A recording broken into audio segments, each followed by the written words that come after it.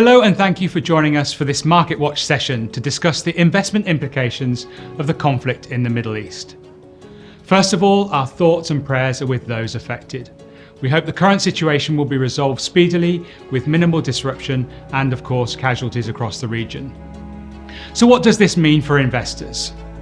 Well, naturally, there's been a pickup in market volatility, although this has not been as significant as many feared, at least so far. Before the conflict began, I was starting to talk about the economic environment becoming more Goldilocks-like. Global growth was accelerating slightly and inflation was coming down in most parts of the world. And this was expected to lead to further rate cuts in the US, UK and some emerging markets. Add in the likelihood of strong earnings growth and signs that the equity market recovery was broadening both geographically and sectorally, and the outlook was relatively rosy. So does the situation in the Middle East change this? The key issue here is the impact on oil and gas prices. As we saw in 2022, higher oil and gas prices can undermine growth, put upward pressure on inflation, and if sustained, can make central banks' jobs much more difficult. A short-term spike is not that problematic. What would be more challenging would be a sustained and sizable increase. The Gulf countries account for around 20% of supply of both oil and gas.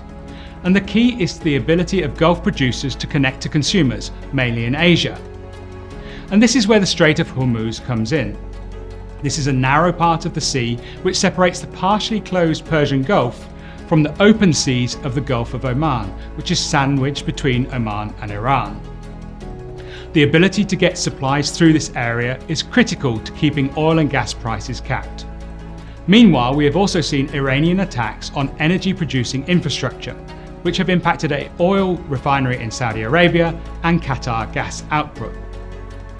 What seems likely is that this conflict will continue for some time, potentially weeks, and therefore the risk of further energy price spikes is very real.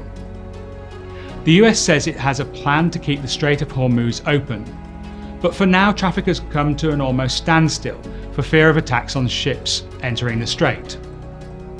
Our central scenario is that the conflict will be relatively short-lived, and as such, oil and gas prices will ultimately decline back to pre-conflict levels.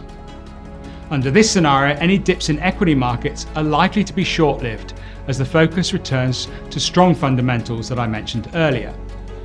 Of course, we cannot rule out something more prolonged, but the midterm elections in the US mean that the US is clearly incentivized to control the situation, either through military might or negotiations.